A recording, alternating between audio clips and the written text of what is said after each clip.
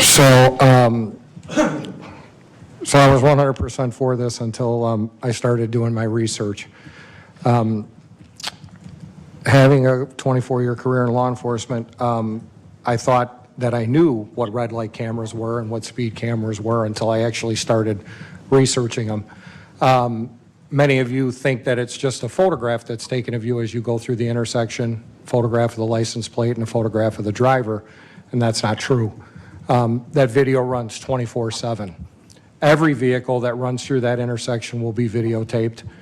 There'll be a record of the person that's driving the car. Of course, the person's a picture, as well as the license plate information. In just a little history, when 9/11 happened, numerous federal agencies didn't communicate with each other. So there was a problem with that. So they decided to put together a conglomerate of different law enforcement agencies who would gather in what's called a fusion center. And that fusion center is in all major metropolitan cities. Arizona has one, Phoenix has one, Chicago has one. So I called the Chicago Fusion Center and spoke to somebody who had knowledge about red light cameras.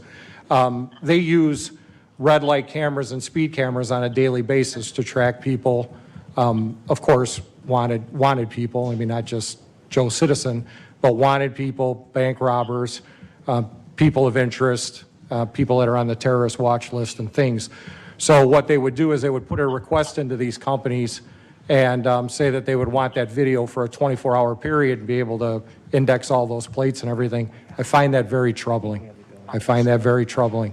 I was very much for this, but then after learning this, it started turning my decision to be against this, because I don't feel that, even though in public, and the attorney will back me up on this, no one has a right to privacy in public. When you're in a public setting, your right to privacy is not given to you, so you're in public.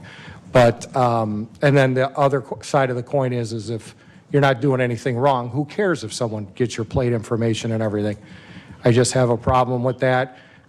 These companies have the sole rights to all the videos. So we as council members could not tell them to stop viewing and only give MCSO red light camera information. They have the right to share that information with whoever they want to share that information with, law enforcement, private investigators, and other things. So I also have a deep concern about that. I won't go as far as Mr. Dow said to ever try to pull someone's post certification. I believe a police officer who's given a task to watch a camera and issue tickets and everything is basically doing what he's ordered, and I don't want to take their career or their livelihood from them. But you can see that if you were to lend your car, let's say you had a caregiver taking care of you, and you were to lend your car to that caregiver, and that caregiver blows that red light, you're going to get a ticket in the mail even though you weren't the driver of that vehicle. And then it's up to you to prove that you weren't the driver of the vehicle. So I also have a problem with that.